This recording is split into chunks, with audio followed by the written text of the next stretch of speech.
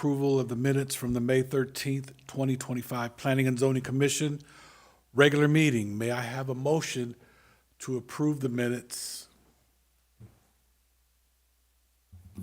I'll motion to approve the minutes I'll From- second. Oh, good. from the May 13th, 2025 Planning and Zoning Commission regular meeting. And I'll second that. It's been moved and second. All in favor? Aye. Any opposed? Motion passes.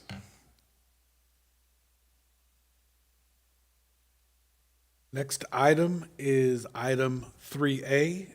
It's a continuance agenda item, Parks and Recreation Master Plan presentation, and request that Planning and Zoning Commission recommend approval to the City Council. Presentation will be given by Miranda Gomez. Well, thank you, Mr. Chair and members of the commission. My name is Miranda Gomez. I'm the Community Services Director here with the City of Buckeye. And along with me, I have Bob Weisner, our Deputy Director from Community Services, and then also Sean Wozni from Kimley Horn and Associates, which is the consultant that helped us create this plan.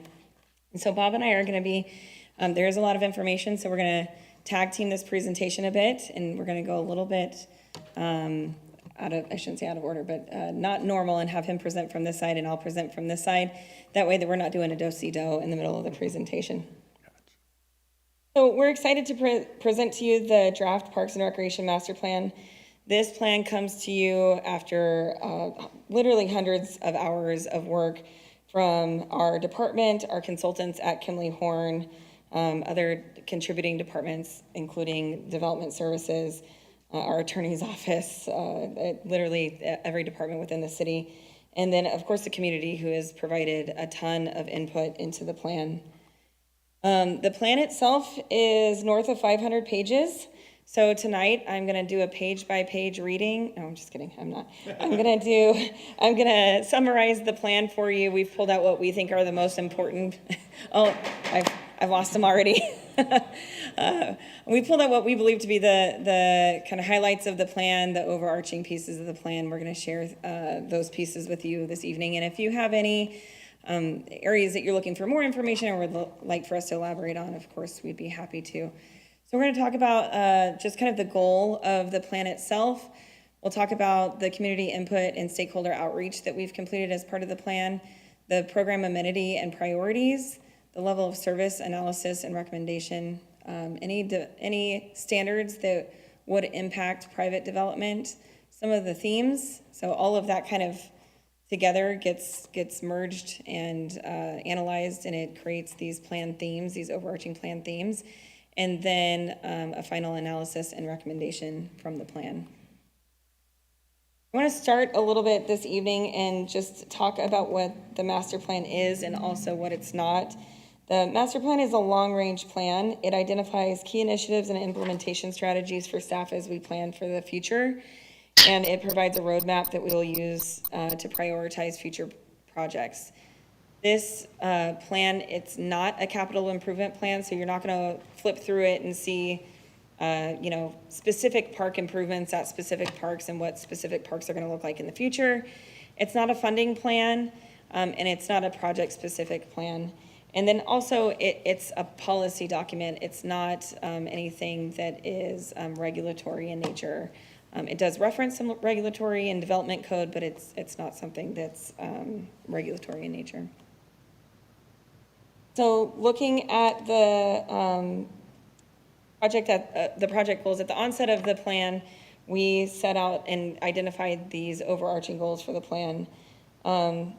And so what you can see in front of you is that we're looking with this plan to create a comprehensive and compelling vision and direction for the department. We want to strategically identify gaps in service and prioritize future improvements, gain understanding of our current levels of service, and then also the community's desired level of service. So where are we now and where are they wishing that we were? Understand and explore potential partnership opportunities, and then evaluate our current operations and maintenance practices with an aim to generate long-term efficiency and sustainability. So with that, and to begin tackling those goals, we first conducted a community and stakeholder outreach, which Bob is going to cover. Again, Bob Weisner, Deputy Director in the Community Services Department. So we wanted to make sure it was easy for people to participate in the Parks and Recreation Master Plan. So we wanted to make sure that we were going to them wherever they were. So whether that was at their home, in between commercial breaks, we wanted to make it easy for folks to participate. So we developed an interactive project website that had a survey on there and some other exercises like a Fund It, where if you had $100, how would you allocate that $100? Different amenities and priorities. We also issued a statistically valid survey. So we worked with our consultant, Kimley Horn, to send 4,000 surveys out to Buckeye residents with a goal of getting 10%. And we did reach that goal. We got 13% in with 524 completed surveys. We also had 2 rounds of public meetings. So we went out to the various communities here in Buckeye. So we were here in downtown Buckeye for the first round. We were up at Festival, Tartesso, Verado, the Sundance community. So again, we wanted to make it convenient and go to where our residents were located for them to be able to provide input and feedback into the plan. And really, that first round of public meetings in the spring was to garner input into the priorities. What would residents like to see as the city continues to grow its parks and recreation services? We also wanted to go where people were gathering, so we had some outreach at our special events. We kicked it off at the Buckeye Air Fair. We were also at our spring celebration and also at a movie in the park in the Tartesso community. We also had a second round of public meetings in the fall, and we partnered with the fire department and the city manager's office, who was doing outreach in the general obligation bond. Our department was working on their strategic plan, so we partnered with those different departments and again had public meetings in those same communities. And that was really to validate the recommendations in the master plan. We wanted to make sure that we are on the right track with what we are recommending, and so again, we received input into that for 7 public input meetings. We also wanted to make sure that we were coordinating with our partners and stakeholders here in the city. So again, we met with city leadership and city council. We also had a presentation to the Buckeye Youth Council, our Civic Institute, of course, the Community Services Advisory Board. We had a presentation to the Planning and Zoning Commission back in the fall. We've met with employees here in the city, not only in our department, but also other department representatives. And of course, we wanted to talk with our partners, not only at the federal government, state government, county government, and local government. So you can see the list there. The irrigation districts, the school districts here in Buckeye, which there are many, nonprofit organizations, including the White Tank Mountains Conservancy, Main Street Coalition, the Women's Club. We had a couple presentations to the Development Partners Group that I'll talk a little bit more further on in the presentation, as well as to the Terra Vallis Development Team. And then, of course, the different youth sports organizations here in Buckeye. So in total, we had 4,300 inputs into the master plan, which is pretty impressive. So again, I mentioned the statistically valid surveys, the website surveys that were completed at over 1,000. Again, 248 participants at our focus group meetings and stakeholder outreach, 325 people that participated in our different pop-up events, and then social media engagement at 237 people who either liked, commented, or shared one of our social media posts about the park. Again, 4,300 inputs to help us develop the recommendations. I'm going to switch it over to Miranda, who's going to talk about the survey results in a little bit more depth on what we learned from our residents. Okay, so this is what I think is the fun information. So Bob mentioned all of the inputs that were received throughout the process, and I'm going to start by reviewing some of the survey results. Knowing that Buckeye is unique in its delivery of parks and facilities, and being that we have so many master plan communities, we asked residents which organizations that they use for recreation programs and facilities. And as you can see, Buckeye Parks Facilities and Programs is the leading provider, followed by homeowners associations and then neighboring cities. This chart is hard to see, but just I'm going to walk you through it here. So this slide shows priorities for facilities based on a priority investment rating. So for this, you can think about it as a balancing act of what you need and what is important to you, which may not always be the same, but sometimes it is. And what we saw in our results is that it wasn't always a one-to-one. So this chart shows the cumulative balance of those two questions to our residents. So as you can see, the high priority facilities based on resident feedback are an aquatic center or pool facilities, fitness and exercise facilities, cultural centers for visual and performing arts, outdoor adventure activities, and indoor basketball and volleyball courts. I also, well, we had many facilities that fell in the medium priority, which to me just means there's still, I mean, we don't have a ton of public facilities available here yet, right? That's not a surprise. So residents are just looking for more. I'm also going to point out the bottom three that are the low priority investment, and I'm going to talk about those a little bit later. But you can see that at the top of the low priority investment is baseball and softball fields. So just kind of put a pin in that, and I'm going to circle back to that topic here in just a moment. So this next chart is a little bit easier to see, and you can see the priority investment rating. So again, the same needs and importance ratings of programming. So the high priority investment ratings are the hobby and interest classes, fitness programs, special events and festivals, art programs, art performances, and facility programming, and so on. So this chart takes a look at our program capacity. So our consultant took all of our registration information all the way back to 2019. Why did we go back that far? Well, because the 2019 is the last kind of pre-COVID years that we have. Then you had COVID, enrollment dipped kind of everywhere, and you can see that we're clearly on the rebound post-COVID for the majority of our programs. The reason that I wanted to show you this chart specifically, and I just took kind of the top programs that we had, but you can see there at the top, T-ball, baseball, and softball are our programs that have the highest percent full. So the most important column on this chart is that one that's in the red box. So you can see how full our programs are regularly, but consistently our T-ball, softball, and baseball are full. And what that means to me is that although there was a low priority investment rating, as these programs are filling and we start turning people away. So we just wrapped up our youth sports spring session, and we had 120 kids on the wait list that we turned away. So as we start turning away more and more participants from our programs just due to lack of capacity, and the capacity is really set by our facility, right? We don't have anywhere else to host these games. I think that you'll start seeing what people think that they need change a little bit, right? Because if we're meeting their needs today, then they don't have a need for it. But if tomorrow we're not able to meet their needs, those ratings might change. So my point is only that even though something is on the low priority investment today, I think that as our community grows and these programs are filling very consistently, you're going to start seeing some changes in those. It'll be, again, my last point to that will be it's important for us as staff to take a look at all of these numbers as we start evaluating what to build in our next community facilities. This next chart, we asked residents to tell us what actions that indicate their support for each action that the city could take to improve its parks and recreation system. So you can see that very consistently throughout this entire study, preserve open space and high-value natural resources is very clearly at the top. We heard that through our public outreach over and over and over again. People come out here because they love the open space and they like the way that makes them feel, and they want to keep that in some sort of sense as the city builds. Also developing new indoor recreation facilities and updating and improving our existing city parks ranked pretty highly.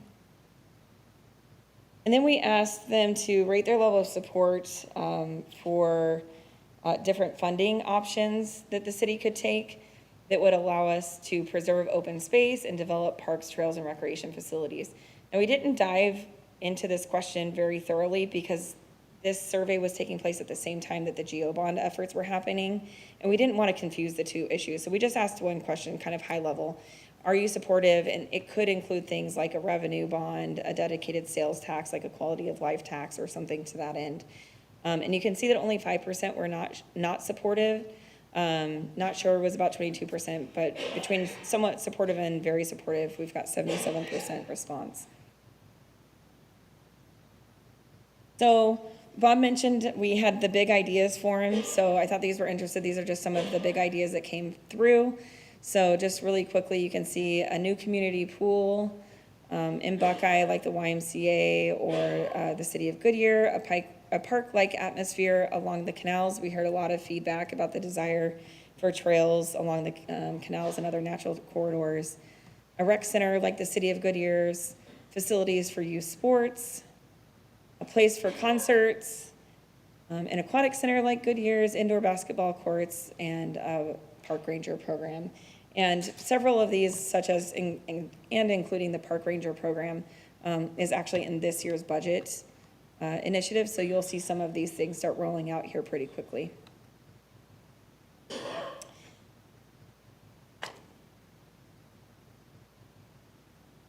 So all of that information and feedback results in the following program and amenity priorities for the city as a whole.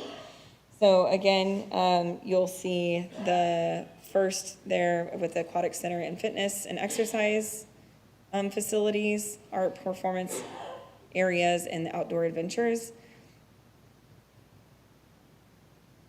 And this next one depicts the programming. So you can see kind of the top priority for desired programming for the entire city as a whole. And some of you may remember we came to you and talked about our library master plan here, probably about this time last year, year and a half ago. We know that our city is very big and that the resident in Festival may have different needs and desires than the resident in historic Buckeye. So we worked with our consultant to break down these top community needs for programs and facilities, also by geographical area. And again, this is just going to help staff as we go. We look to program maybe in the North Buckeye area. We now know what the top 5 things are that folks are looking for in that area. Based on what the HOA and developers are providing, facilities look different all throughout the city. So, but it is kind of interesting that there are some very consistent top runners. So for this is addressing programming in North Buckeye, the Sun Valley Parkway area, West Buckeye. They're all looking for art performance or art programs. In East Buckeye and Central Buckeye and Historic Buckeye, we're looking for pickleball lessons and leagues. And then in South Buckeye, the water fitness classes. And again, this is broken down by the different areas of the city. And again, you'll see some consistencies throughout the area.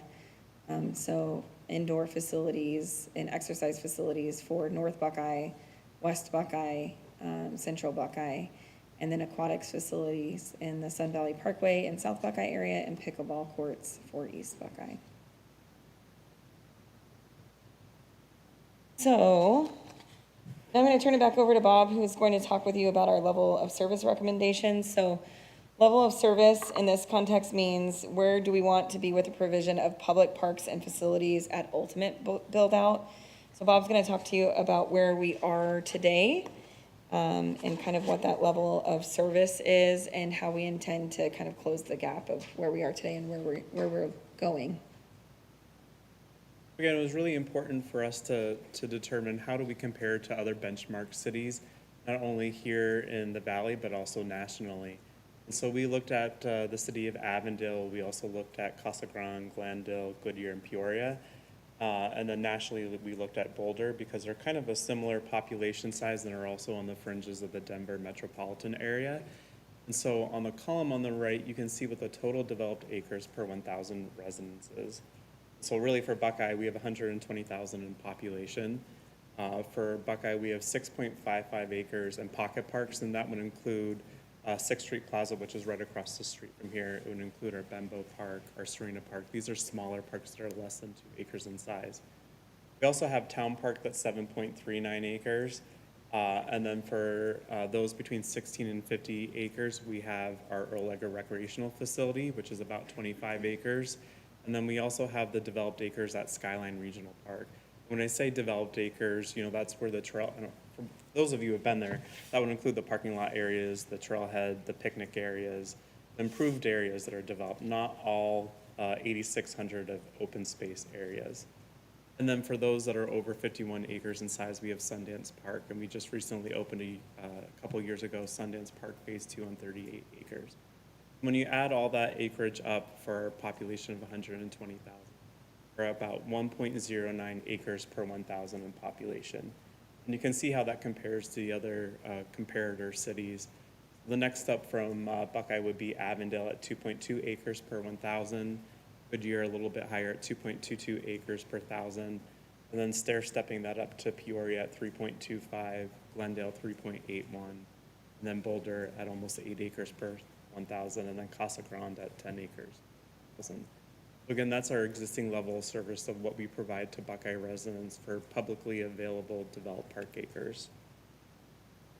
We also wanted to see how we compared to these same jurisdictions for indoor recreation facilities, but also for aquatic square footage.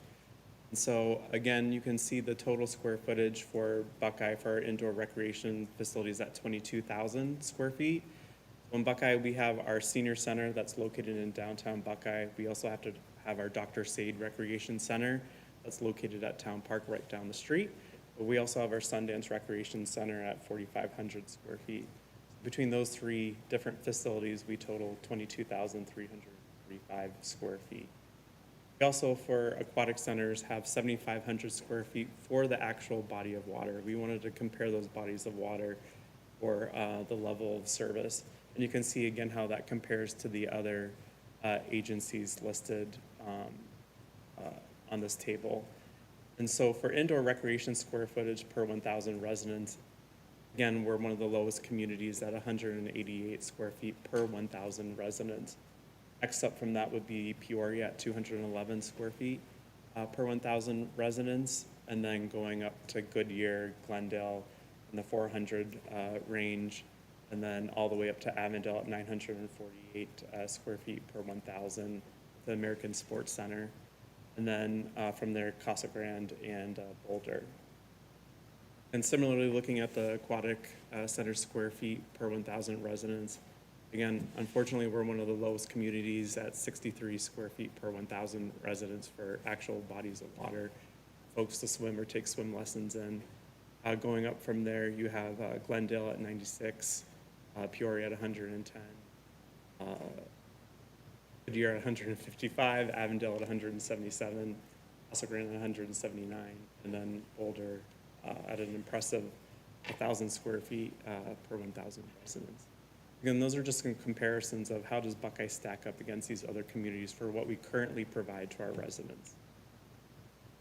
We also know that it's just not the city providing recreational services to our residents.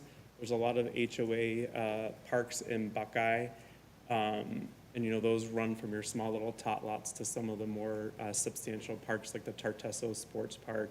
You have Walton Park and Verrado too. So how does Buckeye compare when you include those HOA parks into our level of service? And so when you factor in that, for us, city side, we're at 1.09 acres per 1,000. The HOA side is at 4.4 acres per 1,000. So that total combined is at 5.3 acres per 1,000 residents. And you can see some of these other comparators with Goodyear, Chandler, and Casa Grande on how they stack up when you actually include their HOA parks into the calculation, with Goodyear currently at 6.6, Chandler at 8.2 acres per 1,000, and then in Casa Grande, and a lot of parks there at 22.1 acres per 1,000 residents. You can also see what their recommended service level is. So for Buckeye, our goal is 8 acres per 1,000 residents. And this standard was set as part of our 2016 master plan that was adopted by Buckeye City Council. And you can see how that compares to the other agencies of what their goals were and what they established as part of their recreation plans. So for Goodyear, their ultimate goal is to get to 8.8 acres per 1,000, Chandler at 8.5, and Casa Grande at 19 acres per 1,000. So again, like I mentioned previously, we know it's a strategic partnership between the city and the developer side to be able to provide a robust park system here in Buckeye. So our overall goal is to get to 4 acres per 1,000 residents on the city side itself. Like I mentioned, right now, we're below that at only providing 1.09 acres per 1,000. The developer side, we also have an expectation that they, again, provide those parks commensurate with the units that they're bringing into the city. So that goal is 4 acres per 1,000, and they're exceeding that just barely at 4.2 acres of developed parks per 1,000. Again, that's how we get to our 8 acres. We know on the city side that it's going to take substantial efforts and some capital to get us from the 1.09 all the way to the 4 acres per 1,000. So as part of the Parks and Recreation Master Plan, we're proposing a stair-stepped approach that would take 30 years to get there. Again, it's not achievable for us to develop all these parks within a 10-year period. So we looked at that stair-step approach.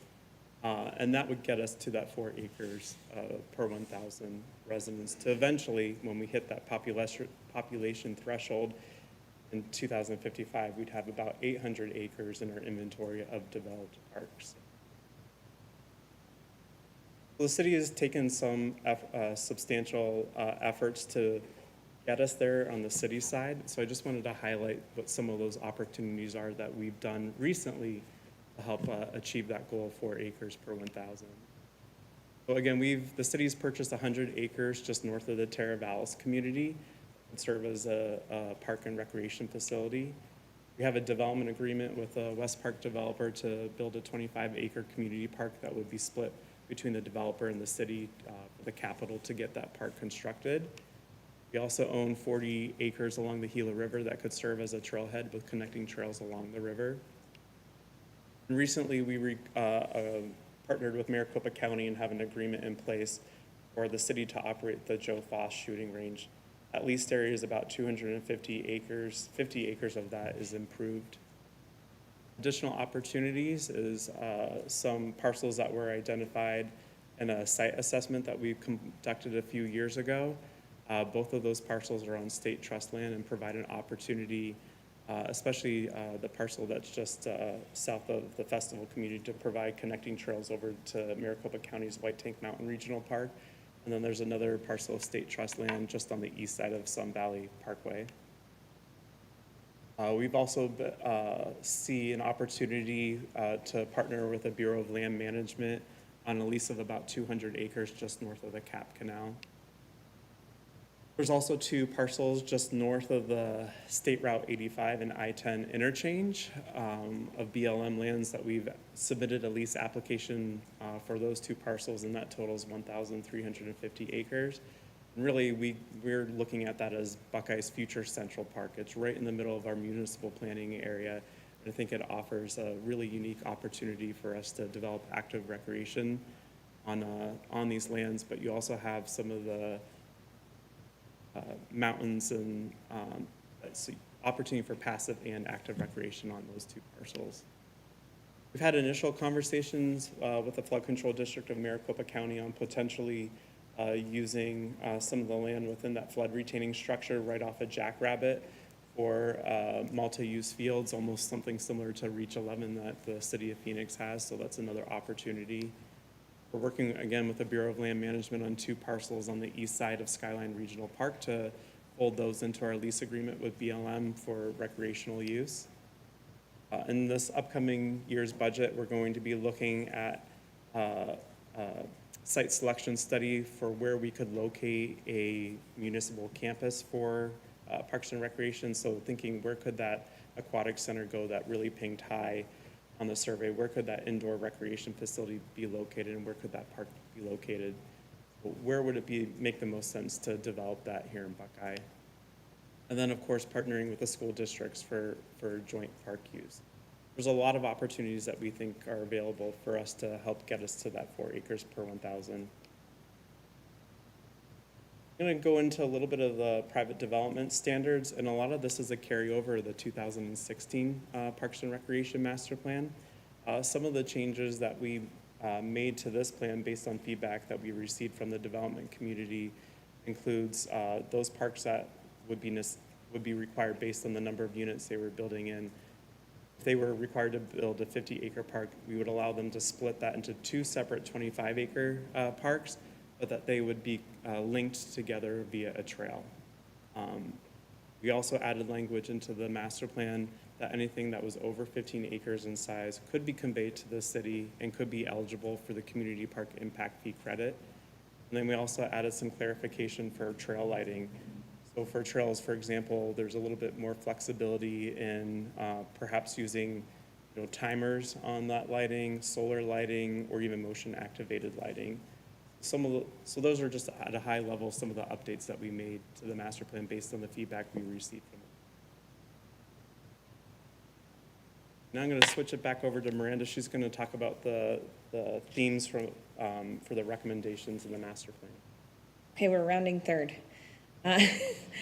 So all of that information, so there's analysis done on our programming, our facilities, the surveys, the input from the development community, the input from the stakeholders. And so all of that information and analysis all comes together to make these kind of overarching plan themes. So I'm going to just kind of high level run you through what those are. So under Celebrate Our Natural Resources, we've got for each of these, a most supported key recommendation, and then just kind of the things that we heard and some of those survey results that support this area. So Celebrate Our Natural Resources, the most supported key recommendations that you'll see in the plan are to explore partnerships for nature centers with organizations like the Audubon or the White Tank Mountain Conservancy, to continue the investment in the Rio Reimagine project, to conduct a grant study on land purchase opportunities, and to partner with the flood control district to maximize green infrastructure. And I'm not going to read through each one of these. You can, the different call-outs that we have from our residents, but you can see that our residents really support the preservation of our open space and high-value natural resources. Under enhanced community connectivity, our most supported key recommendations is to create a trail connection between Skyline and the White Tank Mountains Regional Park. That is something that we've had conversations ongoing with our partners over at Maricopa County. To add a trailhead to the west side of Skyline Regional Park, as Bob mentioned, we are in the process of working on an east side trailhead, so the Verado side. We anticipate that project and the lease hopefully wrapping up by the end of this year. That would then allow us to start designing that trailhead. To connect our rivers to ridges, so that would be taking our mountains in the north and connecting them through paths and trails to the rivers in the south and to the west. And then to create a 10-year arts and culture master plan, which is also in our budget for next year. So as soon as we wrap up this master plan, we're going to kick off another one and come back out to you to hear what you want to see in your city for arts and culture in the future. Again, we did hear a lot of support for the development of multi-use paths and trails throughout our city. Under Grow a Well-Distributed Park System, our most supported key recommendations are to create a shared use performing arts space, to work with developers on opportunities to construct parks and master plan communities that would be conveyed to the city, and then to partner and co-locate future schools with land for community park, recreation centers, and aquatic centers. So you've seen that type of model in places, I know like Mesa, Surprise, where different cities work with the schools to get some of those public parks adjacent to the schools or even rec centers, so that there's an easy place to go after school for students. Under strategically provide programming, our most supported key recommendations are to partner with master plan communities to host special events and programs in various areas throughout the city. So there's some areas in the city that we don't own any land, so hosting an event becomes very difficult for us. Really taking a look at those HOAs and soliciting partnerships to offer different programs and events. Assessing partnership opportunities to expand nature-based education programs. Again, lots of focus on our natural resources and the education that supports that. And then to provide adaptive recreation programming for all ages. We heard from that community pretty loud and clear as we did our public outreach that our folks with adults or children in their house that have different special needs feel like they've been underrepresented in our programs and our facilities thus far. And then to reinvest in our existing assets. So pickleball is a very loud desire from our residents. We don't have any currently publicly provided pickleball courts. So we do have a plan to add courts to Sundance Park and relocate our dog park as kind of the final build out of that park. Implement a park ranger program, which I mentioned earlier, we are in the process of building over the next year. Implement a formal volunteer program. We collect thousands of volunteer hours in our department each year, but we don't have a formal program at this point. And then to create a gateway on the Monroe Avenue realignment at Town Park. So what we heard a lot was that as we figure out what's happening with the road down here and its alignment, that Town Park will serve as a really great welcoming gateway, no matter what that is in the future. So just in closing, I want to take a moment to just acknowledge the incredible amount of time that's come through with our staff. Really thank you. I know that this is our second time presenting to you all. Our Community Services Advisory Board, you guys have been involved and helped us get the word out and helped us really advocate for participation. So we really do truly appreciate your support. We know that this is a volunteer role for you, and so we truly appreciate your time and your input. This plan has been inclusive, and it does represent the community. It does balance the resident and stakeholder input. It does plan for the future. It supports our friends in development services and communicating park standards for the city. And as we've worked with the developers community, especially over the last, I would say, few weeks, we've been able to further conversations and even find some more ways that between community services and development services, we can very clearly or more clearly communicate what the park standard is here in Buckeye as folks come and look to develop future communities here. We are a nationally accredited organization. We just went through our last reaccreditation process. It's unofficial, but we met 100% of our standards. And as we'll get the official in September, but as we move forward, this is a requirement to maintain that national accreditation, and this does meet that standard. And then it is a strategic council goal that we update this plan, so we are meeting that as well. So taking a look at our next steps tonight, here we are presenting to you all, and we're asking for a recommendation to approve. It has already gone with our Community Services Advisory Board with a unanimous motion and vote for approval. We presented to council on May 20th. We hosted a developer meeting on May 21st and actually another one yesterday. And then we will be taking this forward to council on Tuesday for possible action to approve.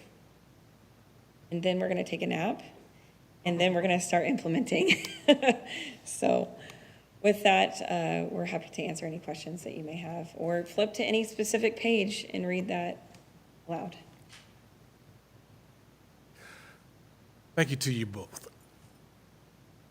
Commissioners, starting with you, Ms. Puppy, questions? Yes. Thank you very much. I really like that presentation, Ms. Gomez, and, I'm sorry. Mr. Wisner. Yeah, I knew your first name. Yeah, there we go. Okay. Yep. So I think that's a very good comprehensive master plan that we have, and it sounds awesome.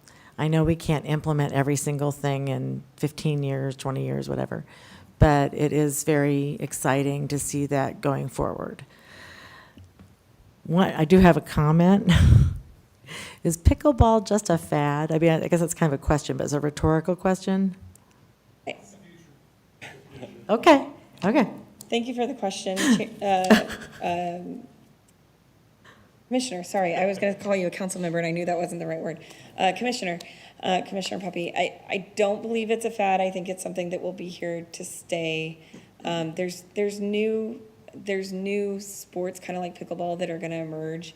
And so I do believe that the plan allows us to be able to react to those as 10 years ago, pickleball was a thing, but it wasn't a thing like it is today. So I don't think they're going to go away. I think that they're being built in ways that, should they ever, you could convert their use. But no, I don't think it's. Okay, I know they've gained more popularity than tennis courts now, but Yeah. I was just curious. It's a millennial thing now. It's Yeah. a Gen Z and millennial. Okay, sorry, I'm Gen X, so excuse my lack of understanding in that. I did want to ask a couple of questions. Do the splash pad areas count as aquatic centers or not? They do not count as aquatic centers. They would count in our park as a park amenity. Okay, because that would be a good inexpensive way, I think, to implement something in other park areas instead of having to put a full water park center. Yes, I absolutely agree with that. And it's definitely a way to amenitize a park in a way, especially in Arizona, right, that folks can go and enjoy during the summertime. I think that the key piece of a public pool, the key purpose of a public pool, in my opinion, is to teach kids how to swim. And especially in Arizona, when you've got so many backyard pools and the drowning rate is always one of the leading in the country, I think that our primary role as a public water provider has to be to teach kids how to not drown, quite frankly. And so obviously we can't accomplish that mission at a splash pad, but it does meet an amenity that is very, very highly desired. And the last time that we did a public outreach of, hey, what's the most important thing to you? Splash pad was number one. Okay. And I agree totally on that, education for children and adults as well. Last question. You had mentioned part of the outline of the plan was a possibility, so it wasn't like, recommended or necessarily, but it's a possible, that parks over 15 acres could be conveyed to the city and receive an impact credit. Does that include the HOA parks? Is that what you were referring to? Yes. Okay. Thank you. Just to elaborate on that, the intent of the plan is to make that option available to the developer. And should the developer be interested in that, they would engage with the city on what that would look like. So of course, the reason for 15 acres is we don't want to spread our staff too thin, maintaining an acre here, an acre there. We'd look for a property that would provide some good public value to the entire, it would have to be a public park. And then it would need to fit the needs of the public, right? So we'd want to make sure that it was amenitized as such, something that the public was looking for. Okay, well, excellent presentation, and it's very exciting. Thank you.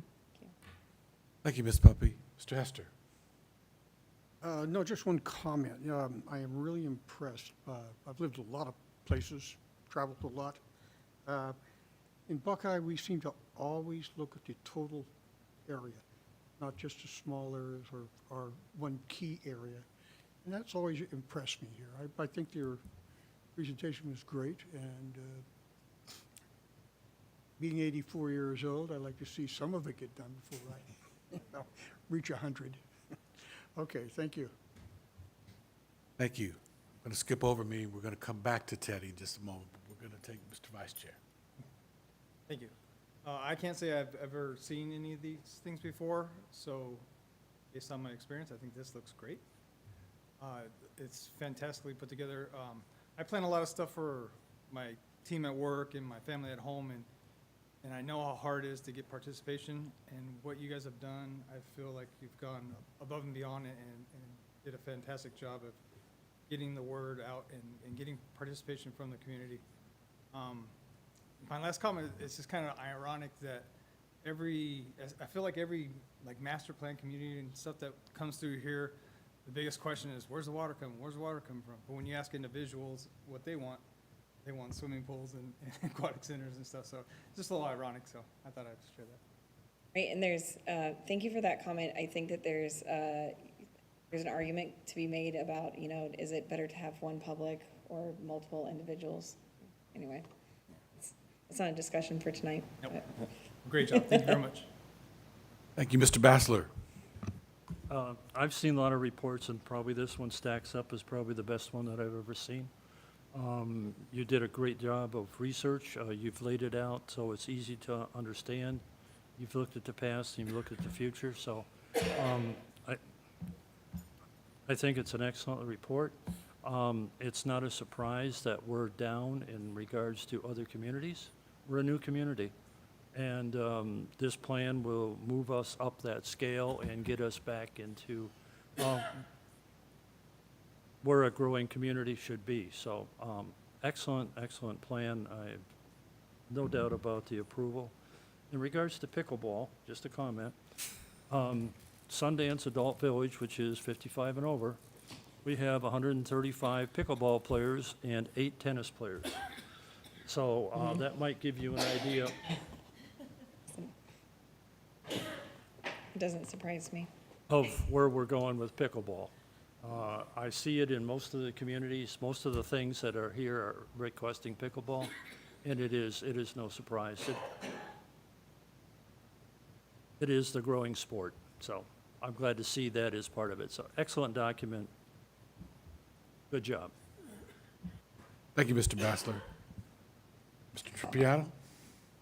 Yes. First off, as not only a member of the Planning and Zoning Commission, also as a member of the Community Services Board, I'd like to thank staff for the great job you did. Along with the consultant, it's a great report that you guys did. Looks real good. It furthers the goals of the city. So it's really not much. I did have a question. I didn't come up before when I heard this. What is the role of the park ranger going to be? Is it going to be educational? Is it going to be rule enforcement? Or is it going to be a mixture of both? So thank you for that question. We are developing that, so as we develop that, you'll hear more about it, through the Community Services Advisory Board. But our intent is that it would be, think of it like a parks customer service person that can help answer questions, which seems kind of silly, right? But especially like at Sundance Park, and Skyline Park, we've got camping, we've got overnight camping at Skyline, we've got 24 ramadas at Sundance. So we've got a lot of people that have reservations and just need help through things. So our intent would be that they're there to answer questions, help people through, the use of our facility. And then if there were issues, kind of be the eyes and ears that are on site during our busy times. They will work very closely with our partners in PD and then call for service if there were any type of enforcement issues. But also with the lake, we've got some licensing requirements. You're supposed to have a fishing license to fish in our lake. So just kind of some education piece. We're not necessarily looking to be the enforcers, but to keep everybody safe and in the know. Thank you. Sure. Thank you. Again, great job to the both of you. My question is, who or what determines what gets built or implemented first? Thank you for that question. Who or what determines? Well, we have a capital improvement program, and the capital improvement program obviously is funded at a certain amount. And then it's prioritized through a set of criteria based on, I'm going off the top of my head, but safety, looking to my friends here. There's a set of criteria that prioritizes what's the highest needs in that capital improvement plan.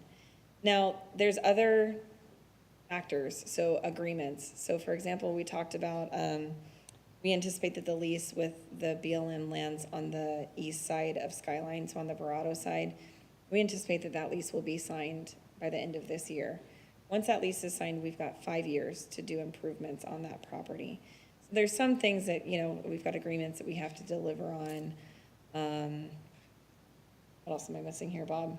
Risk? Risk, safety, yeah, those type of things. So, I wish I had like a wand and I could tell you that we were gonna build all of them and get it done first. But the simple answer is there's a whole lot of information that goes into that capital improvement project plan and then what shakes out of it. And just ultimately, everything falls on council. So council will Yes. approve the CIP. Correct. And can reorder priorities and based on their feelings, personal beliefs. So even if a project technically scores low, if it's something that they see as a large need, they can move it up. Correct. Thank you for that. Thank you, Mr. Galika. I think funding is always a consideration, and so we've had some early conversations with city leadership about potentially going for another general obligation bond years from now. But then, if that gets approved by the voters, could help infuse capital dollars to help us advance some of these projects further. So that's something that we're going to be looking at in the next 2 to 4 years, of potentially having a quality of life bond to the voters. Thank you. And my next question is, for all of those 120 kids that aren't able to play Little League, I'm not a councilman, I'm just a John Q. citizen. That's a huge need. It plays an important part in a kid's life, and I'm speaking from experience. sports can take you a long ways. So, Bob, Miranda, let's get her done, okay? Agreed. I 100% agree, and what's going to limit us here is, at least over the next several years, is gonna be facilities. We've got the staff, we've got the know-how, and we've got the people coming in. But, you know, development lags the people getting here, right? So, we're going as fast as we can. I think and you're doing a great job. All right, may I have a motion to recommend approval the Council of the Parks and Recreation Master Plan? I make a motion that we approve the Buckeye Parks and Recreation Master Plan. I'll second that. Is there a date that you want on that? May 20th, May 2025? No, there's. No, Okay. no, sir. Can I have a second? I'll second that. Thank you. It's been moved and second. All those in favor? Aye. Any opposed? Motion carried. Let's get working on those ball fields. Yes, sir. All right. Ms. Hernandez, are there any comments from the public? No, Chair, there is not. Thank you so very kindly. Agenda item number 4, which we just went over, comments from the public. However, how about the commission? I just wanted to mention, because I don't think we're meeting until after the holiday, so happy 4th of July, safe 4th of July. I bet, should I throw it to you, Ken? I'll go after. Thank you. We'll take it out of order. Mr. Hester? No, it's fine. That was my fault. Mr. Hester, any comments? No, I don't. Vice Chair? No comment, sir. Mr. Bassler? Since the community services here, I just want to compliment you on your Eye on Buckeye. That is a fantastic program. You are offering so many programs to the residents in the city of Buckeye. So just attaboy for the Eye on Buckeye and the programs you're providing. Sebastian? I just want to remind people about the 4th of July event at the airport that Parks and Rec is putting on. So, or Community Services, sorry.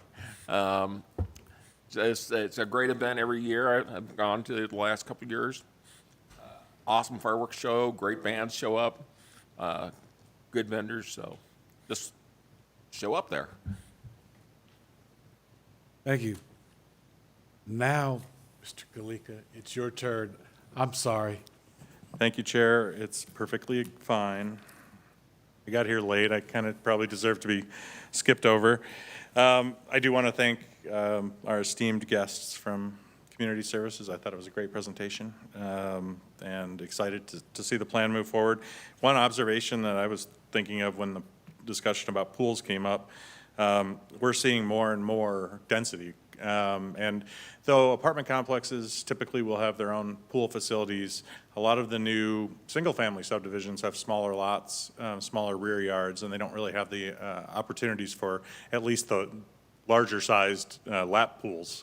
So I think probably, for my non-Parks and Rec background, I would say that'll probably just keep growing as a need probably in the community as lot sizes kind of start shrinking. Commissioner Puppy did remind everybody of the summer schedule. We do have, for June, July, and August, the second meeting of every month canceled. So we will only have the first for the next 3 months. We are kind of in the dog days of summer. We have a lot going on behind the scenes, but not a lot that's kind of ready to come forward for approval quite yet. So in the meantime, I've been we've been working to arrange kind of like a guest lecturer series. We're going to have representatives of Water Resources, of course, John Willett, the traffic engineer, he's not here tonight, but who you all know very well. Just give some informational presentations to you, just so you better understand not only what they do, but, you know, kind of some of the frequently asked questions that we get from the commissioners and the public on a lot of projects, give you their kind of insight and opinion on if these things are actual problems or not. So stay tuned. I think water will be the first one of these, and then we'll work with some other groups. Well, thank you. Thank you all for being here, and if all hearts and minds are clear, this meeting is adjourned.